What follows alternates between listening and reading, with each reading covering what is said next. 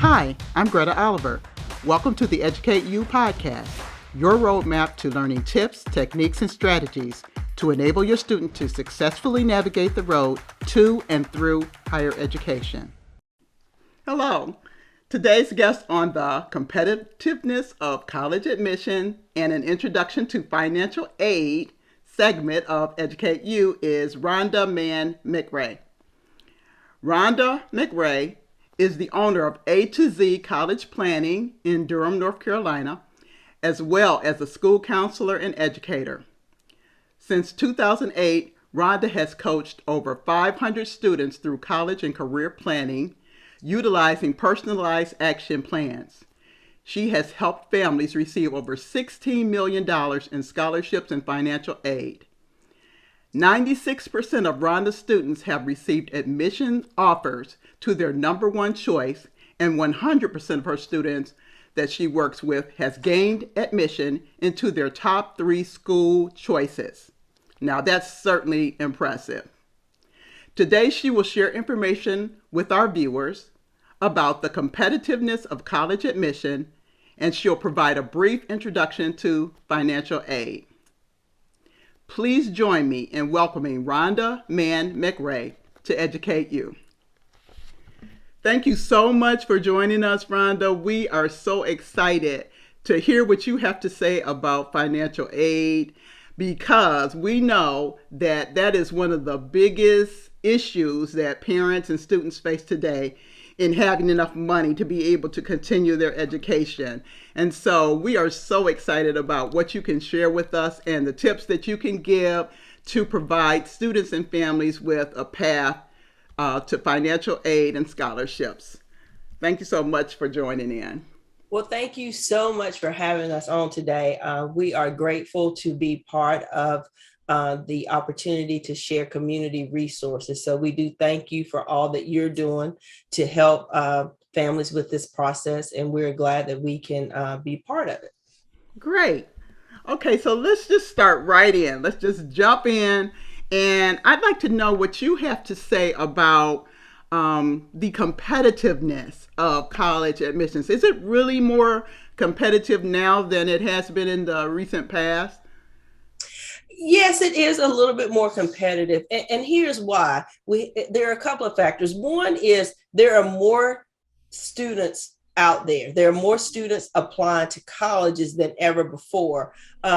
For example, 4 years ago, there was 2.5 million high school graduates. Now we're looking at 3.6 million graduates. Wow. So that there's more students out there seeking a college degree. So in general terms, that's going to make it a little bit more competitive.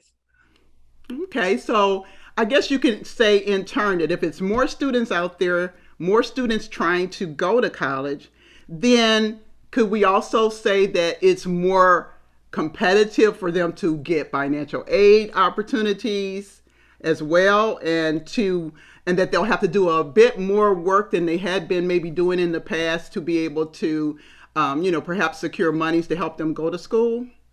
Yes, that is true, because here's the other piece. There are other couple of components of the competitiveness.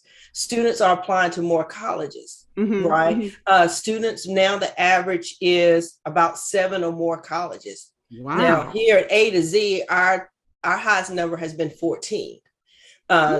14 colleges for one student. So that makes it more competitive, but that also creates a little bit more stress for the student. It increases the cost of those application fees.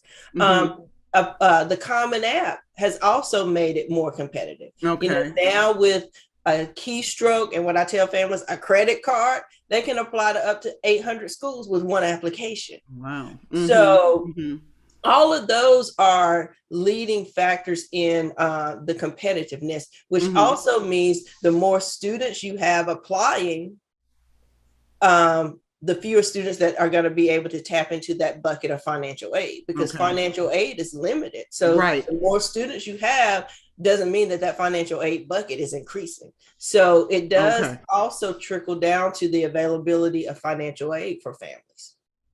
Wow. So your services are really, I would say, needed even more than maybe they had been in the past. If we have families who are looking to tap into that financial aid bucket and they need help doing so, being in touch with someone like you probably can help their choices and their chances to be able to at least get their name in the barrel, to be able to receive some of those funds, huh?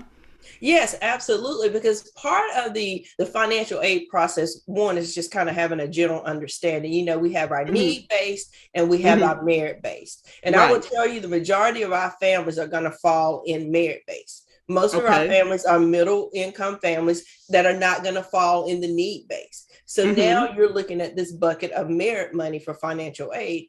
And the earlier you start planning, the better your Mm-hmm. chances are of getting that merit money. And Okay. the merit money comes directly from the colleges, and that's probably about 87% of the financial aid that's available.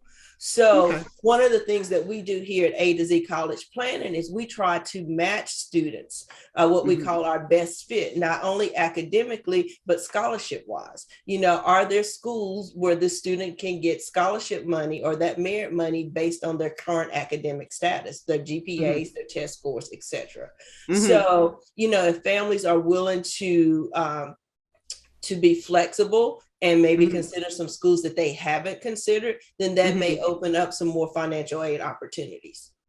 Okay, so then what that means to me is that sometimes the student's best fit for their application to a particular school comes actually down to the money that they're going to receive, and it's not necessarily the college that they feel most comfortable on. Absolutely. You're Okay, right on it. okay, Absolutely. And okay. it's really important for families to start early and to have that conversation within the Mm-hmm. family. This is Mm-hmm. what we can pay for college. Mm-hmm.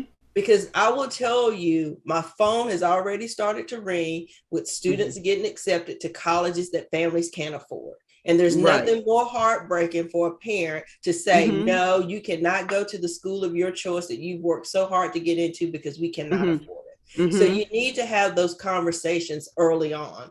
And Yeah. it starts early. It doesn't start 11th grade. It doesn't start 12th Mm-hmm. grade. It Mm-hmm. starts ninth grade with that planning piece, whether it's the financial planning piece, which Mm-hmm. really needs to start early because, as you know, the FAFSA is now prior year, so it's 2 years back. Mm-hmm.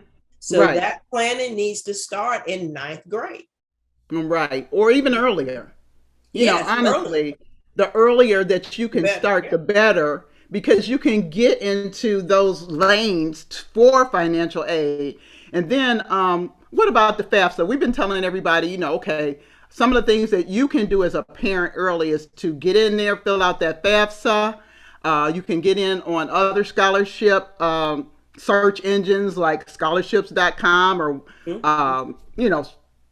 I'm thinking about Scholarship Web or something. I've I always talk about it, but now of course I can't remember the name of it. But you get your information out there to get in the running for these scholarships. But how does the FAFSA play in? Because isn't the FAFSA just for need based, or is it something that people that don't have necessarily financial need can fill out?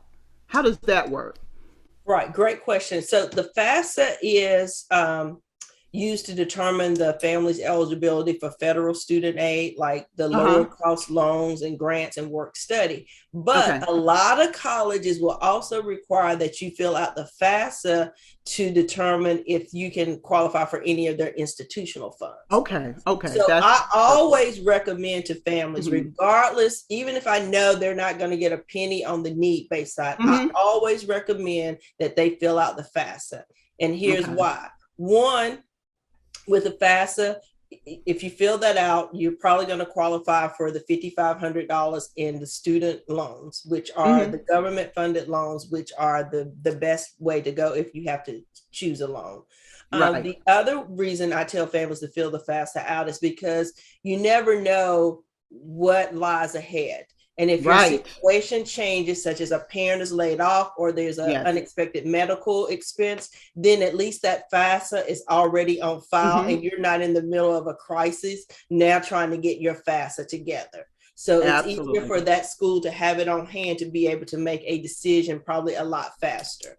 Okay, so that's what that's what I've always recommended as well, because even if they offer a loan or they offer work study, at least it's an option that That's could help. Whereas they may not get any scholarships or any grants or anything like that, but they do have an opportunity, most likely, to take out a loan. And they also a lot of times offer work study availability to the students that need help as well. And so that's a whole nother question that needs to be answered if the student needs to be actually working.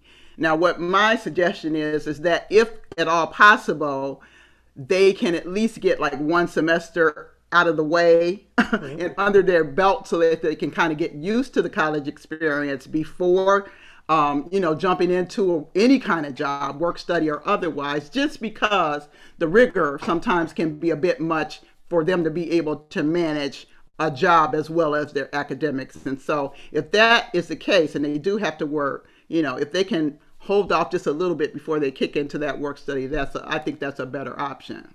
And So, usually, what I recommend for mm-hmm, students is that they use the summer to mm-hmm, work and save up some money so that mm-hmm, they have the opportunity to enjoy that college experience. mm-hmm, That summer job will allow them to have the funds to do whatever they want to do on the weekends. And I tell the kids all the time, mm-hmm. your parents realize you're not sitting in your dorm room all day on Saturday.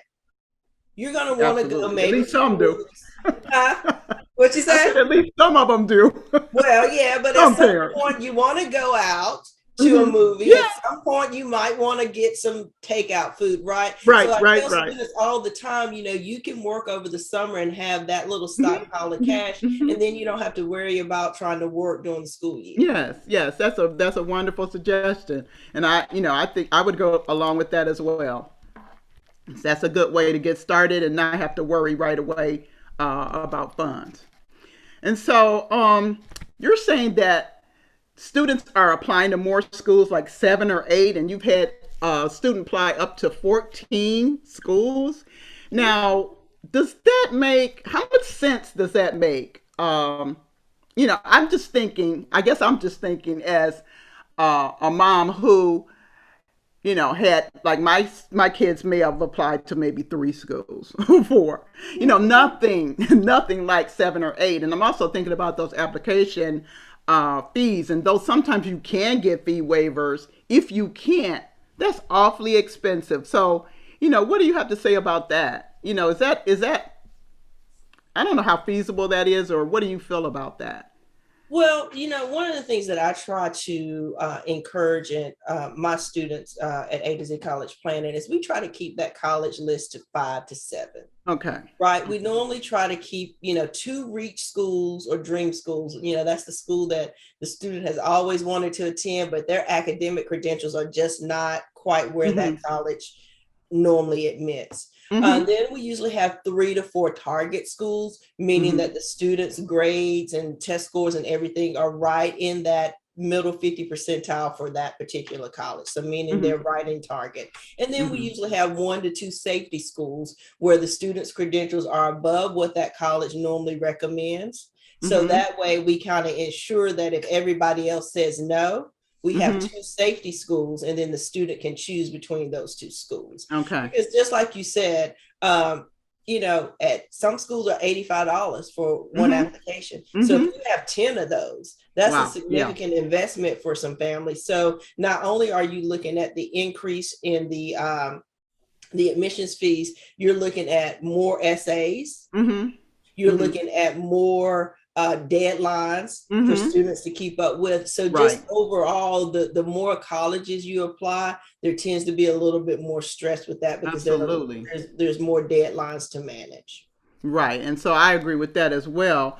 And I think that sometimes parents, because they're not necessarily allowing their student to do to perform their own college search, we already that's a sore subject, but Yeah. because they're not doing that, they are finding themselves totally overwhelmed and stressed, even more so than the students are. And so I think 5 to 7, is a good number, and 5 more realistic, at least in my mind, especially if you can get help with some of those application fees and things of that nature. But at least you have like a cushion, like you described, and that's a good thing. And so your way, obviously it works because you have the credentials and the statistics to prove that the students that work with you, they're getting admitted to the schools that they want to be admitted to, and they're going on and they're getting financial aid. And so what overall, just ball of wax can you throw at these parents right now to say this is what you need to do if you are searching for help for your student, especially financially, in going to school? Are there some tips or strategies or just takeaways that you would want every parent to know based on this question? Well, I mean, I think, for every family, one of the things is to start early. Okay. Don't wait Mm-hmm. until the junior or senior year. Mm-hmm. I Mm-hmm. get calls every September. Can you help my senior? I can help your senior with essays. Mm-hmm. I can help them tell their story. I can't Mm-hmm. help them figure out where they need to go. I can help them figure out, what Mm-hmm. activities they should be involved with. So Mm-hmm. Mm-hmm. starting early is the key. Okay. Also, I encourage families to plan to visit the colleges. Yes. This is where the student can gain some clarity as to whether or not this school is a good fit. But Mm-hmm. it also gives the parents the opportunity to say, do I feel like my child will be safe here? And Mm-hmm. am I okay with my child being here? Right. We talked a little bit about this earlier, but set expectations. Mm-hmm. Set expectations on the number of schools we're going to apply to. What Yes. is our budget Yes. for applying Yes. to college? Mm-hmm. Set expectations regarding this is how much money that the family can contribute to your education every year, Okay. right? Okay. Mm-hmm. And then I said, get a team.